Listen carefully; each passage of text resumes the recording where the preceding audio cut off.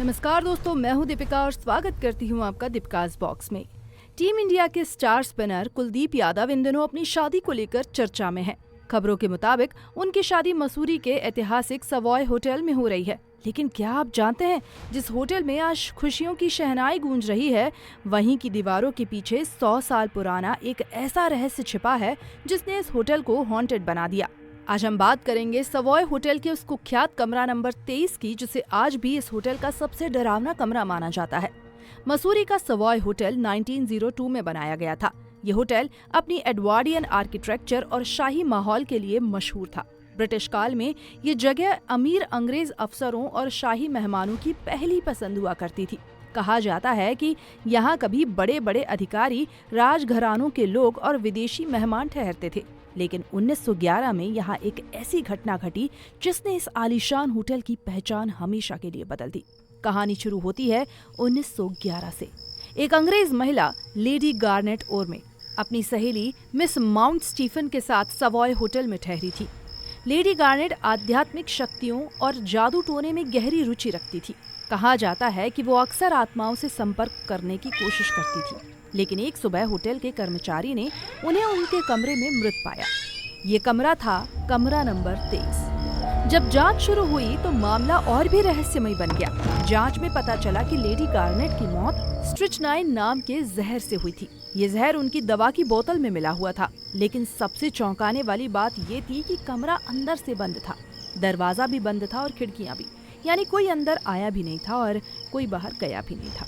फिर सवाल उठा कि जहर उनकी दवा में कैसे आया। इस केस में सबसे ज्यादा शक उनकी सहेली मिस माउंट स्टीफन पर गया। उन्हें गिरफ्तार भी किया गया, लेकिन अदालत में उनके खिलाफ कोई सबूत नहीं मिला और अंत में उन्हें बरी कर दिया गया। लेकिन कहानी यहीं खत्म नहीं हुई। कुछ समय बाद लेडी गार्नेट का इलाज करने वाले डॉक्टर की भी रहस्यमय परिस्थितियों में मौत हो गई और इस घटना ने इस पूरे केस को और भी रहस्यमय बना दिया। कहा जाता है कि उस घटना के बाद से सवॉय होटल का कमरा नंबर 23 अजीब घटनाओं का केंद्र बन गया। होटल के कई कर्मचारियों और मेहमानों ने दावा किया कि रात के समय इस कमरे के पास से गुजरते हुए उन्हें कई कदमों की आवाजें सुनाई देती है। कभी कभी कॉरिडोर में ऐसा लगता है जैसे कोई महिला चल रही हो, लेकिन जब मुड़कर देखते हैं तो वहाँ कोई नहीं होता। आज भी सवॉय होटल मसूरी के सबसे मशहूर होटलों में गिना जाता है। लेकिन इसके साथ जुड़ी कमरा नंबर 23 की ये कहानी आज भी लोगों को डर और रहस्य से भर देती है। कुछ लोग कहते हैं कि ये कहानी बहुत पुरानी हो गई, लेकिन कई लोगों का दावा है कि लेडी गार्नेट ओरमे की आत्मा आज भी अपने कातिल की तलाश में इस होटल की गलियों में भटकती है।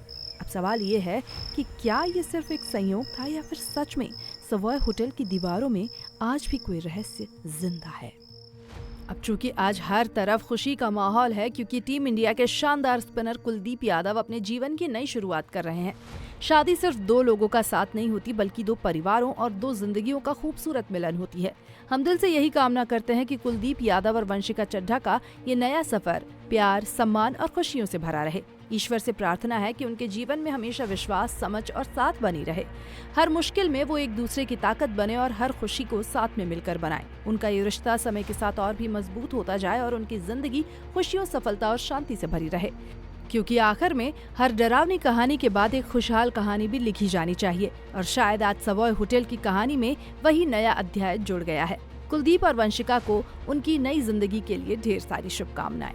सवॉय होटल की ये जानकारी आपको कैसी लगी, हमें कमेंट करके जरूर बताएं। वीडियो अच्छा लगा हो तो इसे लाइक करें और चैनल को सब्सक्राइब करना बिल्कुल भी ना भूलें। धन्यवाद।